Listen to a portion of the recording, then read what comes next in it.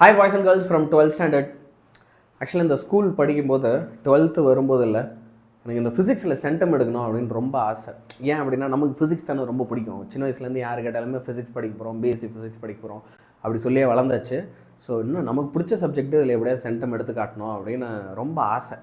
ஆனால் நமக்கு இந்த ப்ராப்ளம் கிரியேட்டிவ் கொஸ்டின் இருக்குது, அது கொஞ்சம் தகராறாக இருக்கும். அதனால் பப்ளிக்கில் போய் நம்மளை வந்து கொஞ்சம் அது கால வரை விட்டுடுச்சு. ஐ திங்க் 184 நம்ம தான் எடுத்தேன். அதாவது நாங்கள் எழுதும்போது 200, நான்லாம் வந்து 90s கிட்டு சரியா. ஸோ 200க்கு 184 எடுத்த ஒரு 16 மார்க் அவுட்டுன்னு வச்சுக்கோங்க. விச் இஸ் இன்னைக்கு 92, இட் வாஸ் 92 100க்கு. You know it was very very disappointing. இன்றைக்குமே அது டிசப்பாயிண்டிங்னே சொல்லலாம். இன்றைக்கி வரைக்குமே லைட்டாக வலிக்கக்கூடிய ஒரு விஷயமாகத்தான் அது இருக்கிறது சரியா. இப்போது உனக்கு அது நடக்கக்கூடாது. நீ ஸ்டார்டிங்கில் இருந்தே க்ரியேட்டிவ் கொஸ்டின் ப்ராப்ளம்லாம் சூப்பர் ஸ்ட்ராங்காக இருக்கணும். அதுக்கு நான் உனக்கு ஹெல்ப் பண்ணுறேன். நானே இறங்கி எல்லாத்தையும் சொல்லித்தரேன். ஒரு 250 நாள் அல்டிமேட்டாக படிக்கிறதுக்கு, பயங்கர கான்சன்ட்ரேஷனோட படிக்கிறதுக்கு ஒரு பக்கா பிளான் கொஞ்சம் கொஞ்சமாக நான் உனக்கு இதில் ரிவீல் பண்ணுறேன். ஒரு 10 நிமிஷம் டைம் ஸ்பெண்ட் பண்ணி இந்த வீடியோவை ஃபுல்லாக பாரு சரியா. மொதல் விஷயம், ஒரு ஹாப்பியான விஷயம் என்ன அப்படின்னா, உங்களுக்கெல்லாம் தெரியும் 11th உங்களுக்காக நடத்தினேன் ஃபைட்டர் பேட்ச். உங்களுக்காகவே திரும்ப நான் ரீஸ்டார்ட் பண்ணுறேன். ஃபைட்டர் பேட்ச்னால் என்ன சார் அப்படின்றது தெரியாதவங்களுக்கு ஒரு விஷயம் இப்போ சொல்லிடுறேன். இது வந்து என்ன அப்படின்னா ஒரு யூடியூப் பேட்ச். யூடியூப்பில் டெய்லி ஃபிசிக்ஸ் கிளாஸ் இருக்கும் சரியா. ஸோ இந்த டெய்லி ஃபிசிக்ஸ் கிளாஸில் உங்களுக்கு வந்து பார்த்தீங்க அப்படின்னா நான் டீச் பண்ணிகிட்டே இருப்பேன். முக்கியமாக இந்த ஃபைட்டர் பேட்சில் நம்ம எதெல்லாம் ரொம்ப அதிகமாக கான்சென்ட்ரேட் பண்ணுவோம். ஸோ ஃபைட்டர் பேட்சில் டெய்லி உங்களுக்கு 1 ஹவராவது ஃபிசிக்ஸ் கிளாஸ் இருக்கும். ஒரு எக்ஸாம் வரப்போதுன்னா அந்த எக்ஸாமுக்கு 10 நாள் முன்னாடியே நீ அந்த சப்ஜெக்டில் ஃபிசிக்ஸில் ரெடியாக இருப்ப. அதுக்கு நான் கேரண்டி சரியா. ஹாஃப் இயர்லி வரப்போதுன்னா ஹாஃப் இயர்லிக்கு 10 நாள் முன்னாடியே வந்து காலரை தூக்கி விட்டுப்பேன். இது பெரிய காலராக இருக்குது, சின்ன காலராக இருந்தால் தூக்கி விட்டுப்பேன் சரியா. அப்புறம் வந்து என்னது அது யூனோ ப்ராப்ளம் சால்விங்கில் நீ ஒரு கிங்காக இருக்கலாம். ஏன்னா நம்மளோட கிளாஸஸில் மேண்டட்ரியாக ப்ராப்ளம் சால்விங் இருந்துகிட்டே இருக்கும். கிரியேட்டிவ் 1 மார்க்ஸுக்கெலாம் நான் நிறைய வீக்ஸ் கண்டக்ட் பண்ணி உங்களை ப்ராக்டிஸ் பண்ண வச்சுக்கிட்டே இருப்பேன். அதே மாதிரி புக் இன்சைட் கொஸ்டின்ஸ் நிறைய நான் உங்களை ப்ராக்டிஸ் பண்ண வைப்பேன். ஓகே, அஃப்கோர்ஸ் இது இல்லாமல் புக் பேக்கில் இருக்கிற 5 marks, long answers, short answers எல்லாமே ரிவைஸ் பண்ண தான் போகிறோம் சரியா. இது எல்லாமே உங்களுக்கு இருக்கதா போகுது. ஓகே தலைவரே, ஏன் சென்டம் எடுக்கணும், கட் ஆஃப்ன்றீங்க. நான் நீட் எழுத போகிறேன், நான் ஜே எழுத போகிறேன், இப்போ இது நான் படித்து தான் ஆகணுமா, நான் அது வேணால் கான்சென்ட்ரேட் பண்ணுமான்னு ஒரு சில பேர் குழம்பலாம். நீ வந்து 12th சிலபஸை மாஸ்டர் பண்ணாமல் அதை நல்லா படிக்காமல் ஆக்சுவலாக உன்னால் போய் என்ன பண்ணிட முடியாது அப்படின்னா நீட்டோ ஜெயிலையோ நல்லா பெர்ஃபார்ம் பண்ணிட முடியாது. உண்மை இதுதான். இதை விட்டுட்டு அதை படிக்கிறேன், அதை விட்டுட்டு இதை படிக்கிறேன்ற ஒரு விஷயமே கிடையாது. ரெண்டுமே ஆக்சுவலாக ஒரே விஷயந்தான், ரெண்டுத்துக்கும் ஒரே ஒர்க்கு தான். ஓகேவா. ஸோ அஃப்கோர்ஸ் உங்களுக்கு ஏன் சென்டம் எடுக்கணும், கட் ஆஃப் 200 வேணும். 200 கிடைச்சா தான் அண்ணா யூனிவர்சிட்டி கிண்டி கேம்பஸில் போய் உட்காந்து இன்ஜினியரிங் படிக்க முடியும். ஸோ நல்ல காலேஜ் வேணுன்றதுக்காக படிக்கணும். இன்னொன்று சென்டம் எடுக்கிறதுல ஒரு கெத்து இருக்குது. நான் தான் அந்த கெத்தை மிஸ் பண்ணிட்டேன், நீ பண்ணிடக்கூடாது யார் ராசா சரியா. அதனால் வந்து எல்லாருமே படிச்சிரு, பாய்ஸ் அண்ட் கேர்ள்ஸ். பாய்ஸ் இது கேர்ள்ஸையும் சேர்த்தா ராசா அப்படின்னு சொன்னேன், ஜெண்டர் நியூட்ரல் நான் சரியா. So I will get centum in physics அப்படின்னு முதல்ல எல்லாருமே இந்த வீடியோவில் கமெண்ட் பண்ணுங்கள். I want every one of you to comment I will get centum in physics. Okay, so ஒரு நல்ல மோட்டிவோட இப்போ நம்ம என்ன செய்யலாம், பிளானை பார்க்கலாம்.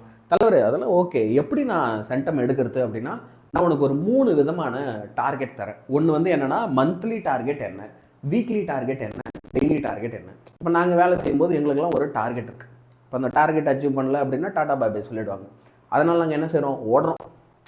ராத்திரி பகல் சாப்பாடு தூக்கம் எதுவுமே இல்லாமல் ஓடுறோம். நிறைய பேருக்கு இப்போ ஏழு சார் எப்படி சார் அவ்வளோ வேலை பார்க்குறீங்க உங்கள் டீமில், பயம்தான்.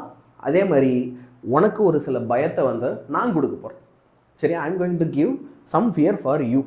ஸோ ஃபஸ்ட்டு விஷயம் என்ன அப்படின்னா, டார்கெட்ஸை பொறுத்த வரைக்கும் மந்த்லி நீ என்ன நல்லா செய்யணும், என்ன டார்கெட்டு. இப்போ மந்த்லி அப்படின்னு எடுத்துக்கிட்டா ஓகே, ஒரு மாதத்துக்கு எனக்கு 2 சாப்டர் படிக்கணும், இதுதான் ஒன் டார்கெட்.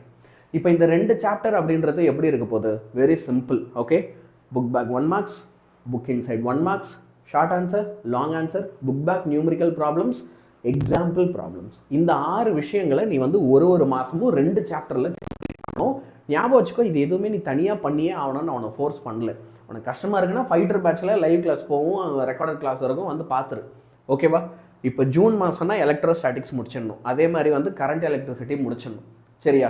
ஜூலையில் magnetism and magnetic effect of electric கரண்ட்டும் electro magnetic induction and alternating கரண்ட்டும் 3 and 4 சாப்டர் வந்து ஜூலையில் முடிச்சு. ஆகஸ்ட் மாதத்தில் electromagnetic waves and ray ஆப்டிக்ஸு, செப்டம்பர் ஆச்சுன்னா வேவ் ஆப்டிக்ஸும், அதே நேரத்தில் டுவெல் நேச்சரும், அக்டோபரில் அட்டாமிக் அண்ட் நியூக்ளியர் ஃபிசிக்ஸு, எலக்ட்ரானிக்ஸ் அண்ட் கம்யூனிகேஷன். சார் அந்த ரீசெண்ட் டெவலப்மெண்ட் இன் ஃபிசிக்ஸ்னு ஒரு சாப்டர் இருக்குது, அதுவும் முடிச்சிடலாம். அது அநியாயத்து குட்டி, அது ஒரு 2 நாள் டைம் ஸ்பெண்ட் பண்ணால் போதும். அதையுமே அக்டோபரில் முடிச்சிடலாம், இல்லை நவம்பர் ஃபர்ஸ்ட் வீக்கில் முடிக்க போகிறேன் அப்படின்னாலும் ஓகே. இப்போ இந்த நவம்பர் மந்த்துக்குள்ளே ஆனால் நம்ம சிலபஸ் முடிக்கிறதுல ரொம்ப ரொம்ப கவனமாக இருக்கணும். ஏன் அப்படின்னா இந்த டைமுக்குள்ளே உன்னால் சிலபஸ் முடிக்க முடியுது அப்படின்னா அப்போ உன்னால் வந்து என்ன செய்ய முடியும், மறுபடி நிறைய ரிவைஸ் பண்ணுறதுக்கான டைமை உன்னால் ஸ்பெண்ட் பண்ண முடியும். ஃபார் எக்ஸாம்பிள் நவம்பரில் என்னோட பிளான் என்ன, 30 நாள் இருக்குன்னா 15 அந்த நாட்களை பிரிச்சுக்கிட்டு உங்களுக்கு வந்து ஒரு 15 நாள் வால்யூம் 1ல் இருக்கிற ப்ராப்ளம்ஸ் எல்லாம் திரும்ப சால்வ் பண்ணுறதுக்கு டைம். ஏன்னா ஃபஸ்ட் டைம் ரிவைஸ் பண்ணும்போது ஒரு சில ப்ராப்ளம் போட்டிருக்க மாட்டோம், அடுத்தடுத்துன்னு போயிருப்போம், ஏதோ ஒன்று கஷ்டமாக இருந்திருக்கும், மறந்துருக்கும். அப்போ அதெல்லாம் போய் ரீவிசிட் பண்ண உனக்கு ஒரு சான்ஸ் கிடைக்கும். ஒரு 15 நாள் வால்யூம் 1ல் இருக்கிற ப்ராப்ளம்லாம் நானும் அதே டைமில் ப்ராப்ளம் தான் சொல்லி தருவேன். அடுத்து ஒரு 15 நாள் வால்யூம் 2ல் இருக்கிற ப்ராப்ளம்ஸ். சரியா? இப்போ டிசம்பர் வந்தது அப்படின்னா டிசம்பரில் ஃபஸ்ட்டு 15 நாள் வந்து என்ன செய்யலாம், வால்யூம் 1 and 2ல் இருக்கிற புக் பேக் கொஸ்டின் படிக்கலாம். ஏன் சார் நம்ம இது கிரியேட்டிவ் 1 மார்க்காக ஸ்பெண்ட் பண்ணக்கூடாதா? வேண்டாம், நான் ஒரு காரணமாக சொல்கிறேன். ஏன்னா அப்போ ஹாஃப் இயர்லி எக்ஸாம் வரும். எனக்கு புக் பேக் ஏற்கனவே ப்ராப்ளம் ஸ்ட்ராங் பண்ணிட்டேன், இப்போ இந்த ப்ராப்ளம் தான் உனக்கு நிறைய நேரத்தில் கிரியேட்டிவ் கொஸ்டினாக வரப்போகுது. So volume 1 and volume 2 book back questions எல்லாத்தையும் தரவு பண்ணிட்டேன்னா ஹாஃப் இயர்லியில் 1 and 8 டெஸ்ட் பண்ணி பார்த்துடலாம். நீ ஹாஃப் இயர்லியில் என்ன மார்க் எடுக்கிறியோ அதுலேருந்து ஒரு 5 மார்க் பப்ளிக்கில் எக்ஸ்ட்ரா வரும். உண்மையாக பேசுகிறேன், ஹாஃப் இயர்லியில் என்ன மார்க் எடுக்க போறியோ அதுலேருந்து எக்ஸ்ட்ராவாக ஒரு +5 சேர்த்தினா அப்போ அது வந்து என்னவாக இருக்கும், உன்னோட பப்ளிக் மார்க்காக இருக்கும். அப்போ நீ இப்போவே வந்து ஹாஃப் இயர்லியில் 95 எடுத்தே ஆகணும் அப்படின்ற ஒரு சுச்சுவேஷனில் இருக்கிற. ஏன்னா 95 எடுத்தால் தான் அங்கே 100 வரும். புரியுதா? அந்த மாதிரி ஒரு ஜோன் இது. இப்போ ஜான்வரிக்கு வரும். ஓகே, ஜான்வரியில் நீ எனக்கு என்ன செய்யணும் அப்படின்னா வந்து வீக்லி ஒரு full portion test plus PYQ study பண்ணணும். ஓகே, இப்போ ஜான்வரியில் உனக்கு நிறையா வேலை இருக்குது, ரெக்கார்டு இருக்குது, அப்புறம் வந்து பார்த்தீங்கன்னா பப்ளிக் எக்ஸாமுக்கு பப்ளிக் ப்ராக்டிக்கல் இருக்குது, நிறைய வேலை இருக்கும். ஸோ அதுக்கு மத்தியில் டெய்லி படிக்கிறதுல கொஞ்சம் பிரேக் விட்டு தான் இருக்கும். அதனால தான் நான் உடனே சொல்கிறேன், ஜான்வரி மாதம் வந்து வாரம் வந்து ஃபிசிக்ஸில் ஒரு ஃபுல் போர்ஷன் டெஸ்ட் எழுதி பாரு. ப்ரீவியஸ் இயர் கொஸ்டின்ஸ் எல்லாம் மட்டும் டைம் கிடைக்கும் போது படிச்சுன்னு இரு. போன வருஷம் கொஸ்டின் பேப்பர் என்ன கேட்டாங்க, அதுக்கு போன வருஷம் கொஸ்டின் பேப்பர், அதுக்கு போன வருஷம் கொஸ்டின் பேப்பர், அதில் என்ன ப்ராப்ளம், அதில் என்ன 1 மார்க்கு, எல்லாத்தையும் ஒரு வாட்டி படி. அடுத்து பிப்ரவரி மாதம் ஃபுல்லாக இந்த first mid term, second mid term, quarterly, half yearly இதெல்லாம் ஒரு டிஸ்ட்ரிக்ட்லேயும் ஒரு கொஸ்டின் பேப்பர் வந்திருக்கும். ஒவ்வொன்றுத்துலேயும் ஒவ்வொரு கம்பல்சரி கொஸ்டின், ஒவ்வொன்றுத்துலேயும் ஒவ்வொரு கிரியேட்டிவ் 1 மார்க்குன்னு நிறைய கேட்டிருப்பாங்க. அதெல்லாம் பிடிஎஃபாக அந்த டைமில் நானும் உனக்கு தரேன். அந்த பிடிஎஃப்லாம் டவுன்லோட் பண்ணி அந்த பிடிஎஃப்ல இருக்கிற கொஸ்டின்ஸ், அந்த கொஸ்டினுக்கான ஆன்சர்ஸ் எல்லாத்தையும் தேடி படிப்போம் பிப்ரவரியில். சரியா? அண்ட் ஃபைனலி வந்து மார்ச்சில் பார்த்தீங்க அப்படின்னா எக்ஸாம் ரெடியாக இருக்க வேண்டியது தான். ஸோ ஒரு 250 டேஸுக்கு ஒவ்வொரு மந்த்தும் இதான் நம்மளோட டார்கெட்டாக இருக்க போகுது. யானேன் சார் அது ஓகே. இப்போ ஒரு வீக்லி டார்கெட் டைசெக்ட் பண்ணோன்னா எப்படி கொஞ்சம் லைட்டாக கண்ணு கூசுற மாதிரி இருக்குன்னு நினைக்கிறேன், அதுக்கு மட்டும் கோச்சுக்காத. இப்போ மண்டே எடுத்துக்கிட்டேன் அப்படின்னா ஓகே, எப்பயுமே மண்டேல லைட்டாக ஸ்டார்ட் பண்ணு. ஏன் முதல்ல மண்டே நமக்கு பிடிக்காது. சரி, எனக்கும் பிடிக்காது, உனக்கும் பிடிக்காதுன்னு தான் நினைக்கிறேன். ஸோ பிடிக்காத ஒரு நாளில் வந்து நான் இன்றைக்கி ஒரு 5 மார்க் முடிக்க போகிறேன்லாம் ஹெவி டார்கெட்டில் எடுக்கக்கூடாது. லைட்டாக ஃப்ளெக்ஸ் பண்ணோம், அவ்வளோதான். புக் பேக்கில் ஒரு 15 1 மார்க் இருக்கா, அதை முடிச்சிடணும் மண்டே. அது கூட ஒரு 15-20 1 மார்க் புக்கிங் சைட்லேருந்து முடிச்சிட்டோன்னா குட்டு. அதுன்னா ஒரு அரை மணி நேரம் ஆகுமா, அதிகபட்சம் 40 நிமிஷம் ஆகுமா, ஒரு 40 நிமிஷம் எப்படியாவது மண்டே பல்ல கடிச்சு படிச்சிரு. அதுக்கப்புறம் டியூஸ்டேலேருந்து 1 மணி நேரம் 1.5 மணி நேரம் 2 மணி நேரம் எவ்வளோ டைம் கிடைக்குதோ படிக்க ஆரம்பிச்சிடலாம். டியூஸ்டேனா ஷார்ட் ஆன்சர், வெனஸ்டேல long answer, Thursday long answer, Friday long answer. ஒரு நாளைக்கு மினிமம் ஒரு 5 லாங் ஆன்சர் படிக்கிற மாதிரி ட்ரை பண்ணு. சரியா? மினிமம் ஒரு 5 படித்தா உட்காந்தா ஒரு 5 5 மார்க் படிக்கணும். ஸோ 5 முடிச்சுன்னா 15 ஒரு சாப்டரில் இருக்கிற 5 மார்க் எல்லாத்தையும் முடிச்சிடலாம். சாட்டர்டே அண்ட் சண்டே வந்து ப்ராப்ளம்ஸ்க்காக டெடிகேட் பண்ணு. சாட்டர்டேனா எக்ஸாம்பிள் ப்ராப்ளம், சண்டேனா புக் பேக் நியூமரிக்கல். இப்படி ஒரு ப்ராப்பர் சிஸ்டம்குள்ளே கொண்டு வா. தலைவர் நீங்கள் சொல்கிறதெல்லாம் நல்லா இருக்கு, நான் என்ன டெய்லியுமா ஃபிசிக்ஸ் படிக்க முடியும்? நான் சொல்கிறதுக்கு காலையில் ஒரு அரை மணி நேரம், சாயந்தரம் ஒரு 1 மணி நேரம்.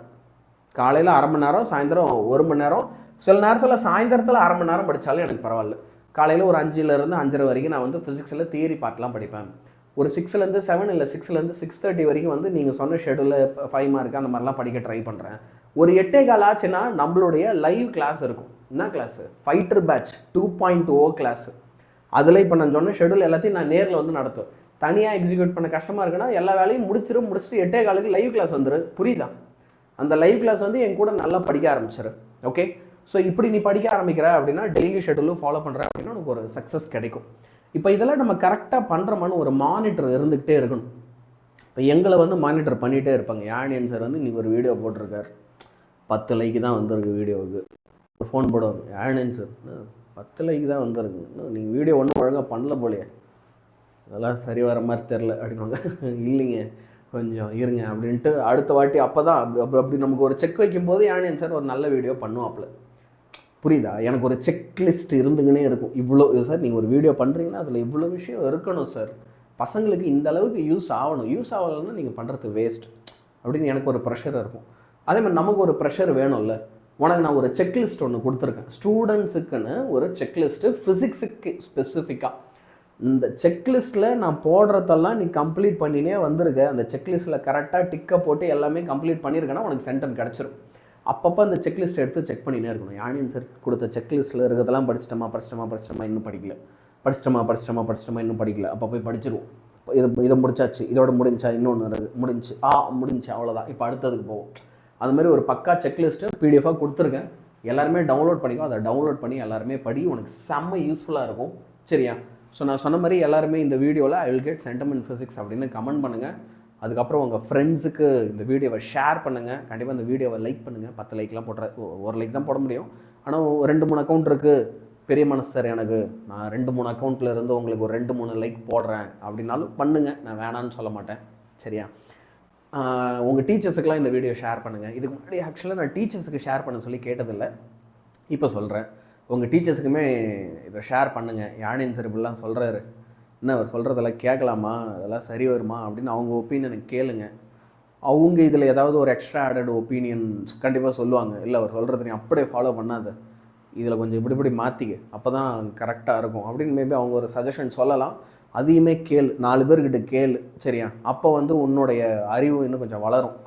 நான் இதை நல்ல விஷயமா சொல்கிறேன். Let's be organic. ஓகேவா? And that's it. சப்ஸ்கிரைப் பண்ணிவிடு, சேனலை சப்ஸ்கிரைப் பண்ணிவிடு. 2-3 அக்கௌண்ட் வச்சுருக்கேன்னா அதில் வந்து சப்ஸ்கிரைப் பண்ணிவிடு. ஓகேவா? பாய். தேங்க்யூ.